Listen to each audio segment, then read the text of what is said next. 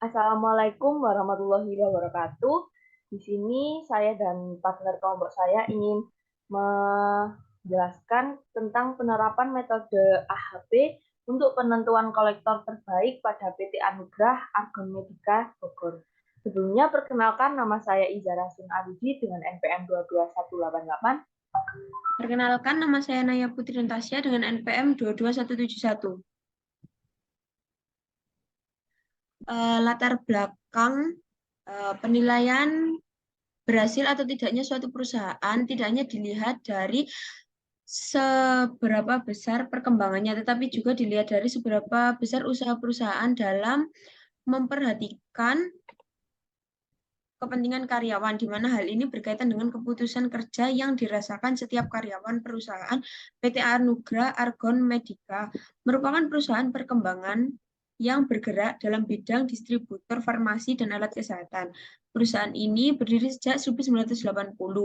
PT Anugrah Argon Medika memiliki orang-orang yang bekerja di dalamnya yang sering disebut karyawan, dan karyawan yang dibahas di sini adalah bagian penagihan atau yang disebut kolektor. Sejauh ini, peran seorang kolektor di PT Anugrah Argon Medika sudah bisa dikatakan cukup untuk setiap penopang collection atau hasil pengumpulan uang yang telah ditagih ke relasi.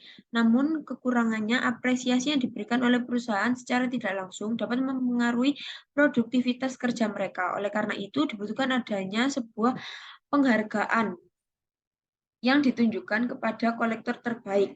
Tentunya mereka yang memberikan kontribusinya terhadap hasil collection atau penagihan yang dihasilkan. Lalu ada rumusan masalah. Bagaimana penerapan metode AHP untuk menentukan kriteria kolektor terbaik pada PT Anugrah Argon Medika cabang Bogor. Tujuan penelitiannya untuk menerapkan metode AHP dalam menentukan kolektor terbaik pada PT Anugrah Argon Medika, lalu mengetahui cara menggunakan metode AHP untuk menentukan kolektor terbaik. Lalu ada pengertian AHP. AHP adalah sebuah metode yang digunakan untuk mengambil keputusan yang kompleks dengan melibatkan beberapa kriteria dan alternatif. Metode ini dikembangkan oleh Thomas L. Satie pada tahun 1970-an dan telah menjadi salah satu alat paling populer dalam mengambil keputusan di berbagai bidang. AHP bekerja dengan menguraikan masalah ke dalam hierarki yang terstruktur.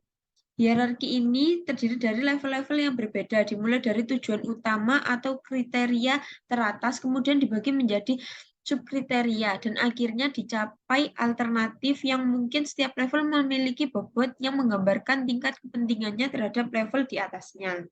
Lalu ada tahapan AHP.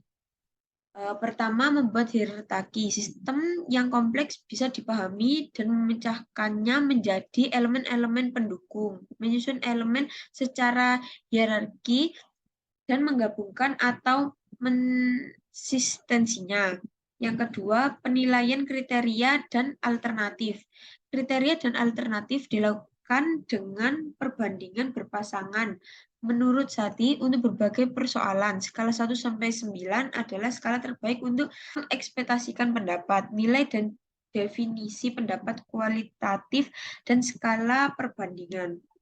Yang ketiga, menentukan prioritas. Untuk setiap kriteria dan alternatif perlu dilakukan perbandingan berpasangan. Nilai-nilai perbandingan relatif dari seluruh alternatif kriteria bisa disesuaikan dengan judgement yang telah ditentukan untuk menghasilkan bobot dan prioritas. Bobot dan prioritas dihitung dengan memanipulasi matriks atau melalui penyelesaian persamaan matematika. Yang keempat, ada konsistensi memiliki dua makna. Pertama, objek-objek yang serupa bisa dikelompokkan sesuai dengan keseragaman dan relevansi. Kedua, menyangkut tingkat hubungan antar objek yang didasarkan pada kriteria tertentu. Sistem pendukung keputusan, suatu sistem yang dirancang untuk membantu individu atau kelompok dalam membuat keputusan yang lebih baik dan efektif. SPK atau sistem pendukung keputusan berfungsi sebagai alat bantu untuk mengumpulkan, mengorganisasi, dan menganalisis informasi yang relevan dari berbagai sumber. Keunggulan utama dari SPK adalah kemampuannya untuk mengintegrasikan data yang kompleks dan menghasilkan informasi yang bernilai bagi pengambil keputusan. Selanjutnya ada tahap penelitian. Yang pertama adalah penelitian pendahuluan. Penelitian pendahuluan merupakan langkah awal dalam melakukan penelitian. Dengan penelitian pendahuluan dapat memberikan bukti awal bahwa masalah yang akan kita teliti di lapangan benar-benar ada. Yang kedua, pengumpulan data. Dilakukan dengan mempelajari dan menelaah buku-buku, jurnal, dan tulisan yang berhubungan dengan penelitian ini. Adapun metode penelitian yang dilakukan dengan menggunakan penelitian pustaka. Yang ketiga adalah analisa data yang merupakan suatu usaha untuk mengaji dan mengolah data yang telah terkumpul sehingga diperoleh suatu kesimpulan yang bermanfaat sesuai dengan tujuan penelitian. Dan yang keempat ada perancangan tahap perancangan tujuan untuk membuat penelitian dirancang sesuai dengan tujuannya sehingga tidak melenceng dari tujuan penelitian.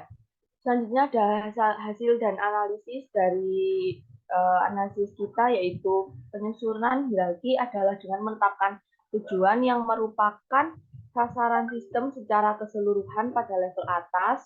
Berikut adalah hierarki AHP yang menggambarkan kriteria dan alternatif yang akan digunakan. Yang pertama adalah menentukan proses kriteria. Setelah melakukan rekap terhadap kriteria, maka langkah selanjutnya adalah dengan membuat matriks perbandingan berpasangan kriteria di mana data yang digunakan adalah rata-rata hasil rekapitulasi, yaitu jumlah nilai pada setiap hari dibagi dengan banyaknya responden. Dalam penelitian ini, jumlah respondennya adalah 4. Dan selanjutnya, membuat matriks nilai kriteria. Setelah membuat matriks perbandingan berpasangan, maka langkah selanjutnya adalah dengan membuat matriks nilai kriteria dengan cara membagi nilai kolom dengan jumlah masing-masing kolom pada tabel 2. Dapat dilihat pada tabel 3. Yang ketiga ada perhitungan rasio konsistensi. Langkah selanjutnya adalah melakukan perhitungan rasio konsistensi. Perhitungan ini digunakan untuk memastikan bahwa rasio konsistensi dengan itu hasilnya. Dan yang keempat ada hasil penentuan ranking prioritas kriteria yang menggunakan prioritas hasil perhitungan pada langkah 1 sampai 4, kemudian dituangkan seperti pada tabel 6. Kesimpulan yang kami dapat dari analisis ini adalah metode AHP merupakan alat yang berguna dalam menentukan kolektor terbaik dengan mempertimbangkan kriteria-kriteria yang relevan. Hal ini membantu pengambil keputusan untuk membuat keputusan yang lebih informasi dan objektif dalam konteks pemilihan kolektor. Terima kasih. Sekian dari kelompok kami. Apabila ada kurang lebihnya, mohon maaf.